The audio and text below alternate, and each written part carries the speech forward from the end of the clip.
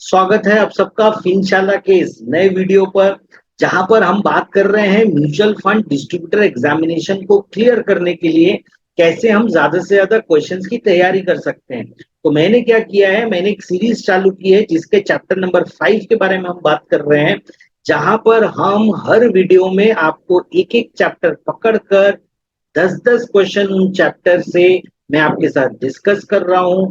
आज की बारी है चैप्टर नंबर 5 के बारे में, जो कि है स्कीम रिलेटेड इंफॉर्मेशन के बारे में।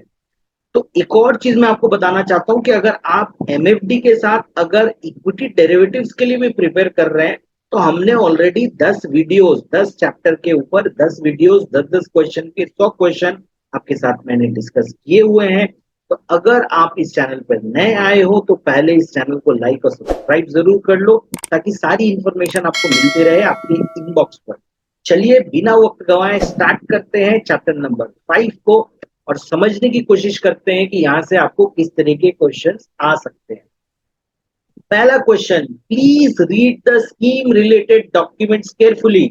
विच document does this line refer to? तो आपने देखा होगा ना कि जब वो एक एड वगैरह आता है और उसके बाद में कोई एक आदमी जो होता है बहुत तेजी से बोलता जाता है, जो आप समझ ही नहीं पाते, उसका एक बॉटम लाइन होती है कि भैया जो स्कीम रिलेटेड डॉक्यूमेंट है उसको आप अच्छे से पढ़ लो।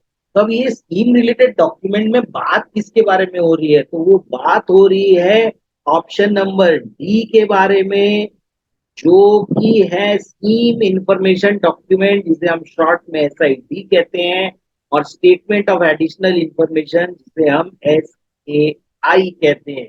तो जो स्कीम रिलेटेड डॉक्यूमेंट है वो ये है। Question number 2. Which of the following statement is true with respect to SID, that is SID, and SAI? तो ये क्या होता है, ये जो दोनों डॉक्यूमेंट होते हैं, इसका आंसर है ऑप्शन नंबर सी। ये these two documents are prepared in the format prescribed by SEBI. SEBI ने सिड का और एसएआई का दोनों का फॉर्मेट बनाकर दिया हुआ है और उसी फॉर्मेट में इंफॉर्मेशन को लोगों तक पहुंचाना पड़ता है। Question number 3, how often should the key information memorandum be updated? कितनी बार अपडेट होना चाहिए? तो कम से कम साल में 2 बार, यानी option number B at least once every 6 month. Question number 4. As per SEBI guidelines, how often should the mutual fund scheme portfolio must be published? It should be published half yearly. ये भी साल में मिनिमम आपको 2 बार करनी है।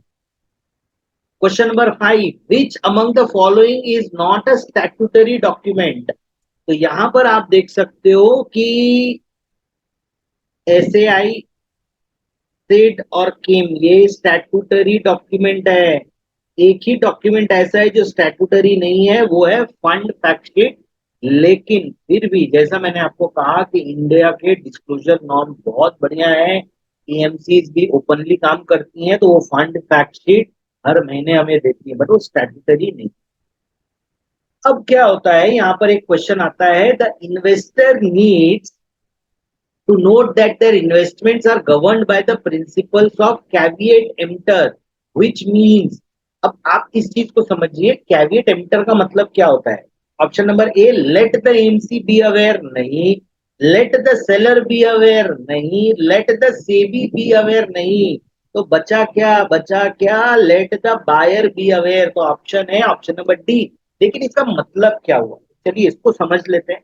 Caveat emptor का मतलब क्या होता है कि ये टर्मिनोलॉजी है, लॉ की एक टर्मिनोलॉजी है, जहां पर माना ये जाता है कि अगर कोई भी व्यक्ति कोई सामान को खरीद रहा है, तो देखिए बताने वाला तो जो बताएगा बताएगा, लेकिन खरीदने वाले को भी उसकी जांच परख प्रॉपरली करनी चाहिए और अपने विवेक से उसका निर्णय लेना चाहिए कि क्या मैं ये काम कर रहा हूं वो सही कर रहा हूं कि नहीं कर रहा हूं।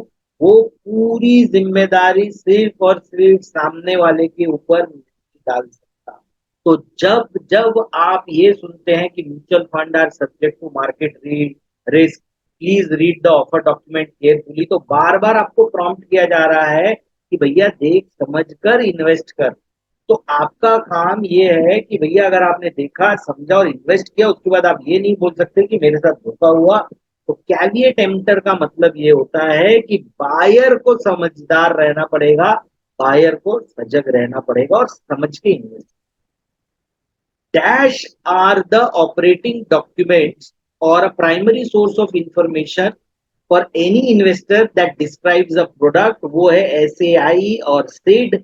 इसलिए याद रखिए सेबी ने वहां पर कोई किंतु परंतु नहीं छोड़ा है, एक फॉर्मेट बना के दे दिया है। तो ये दोनों क्वेश्चन रिलेटेड है जो पहले भी आपके पास आ चुका है। अब आते हैं क्वेश्चन नंबर 8 पर। क्वेश्चन नंबर 8 कहता है while SEBI does not approve or disapprove scheme related document, it gives observation and hence mutual funds needs to incorporate these observation। तो ये किसके बारे में बात हो रही है? जब ये होता है तो इसका मतलब क्या होता है कि सेबी उसे वेट कर रहा है, अप्रूव नहीं कर रहा है, वेट कर रहा है। इस चीज को आपको ध्यान रखना।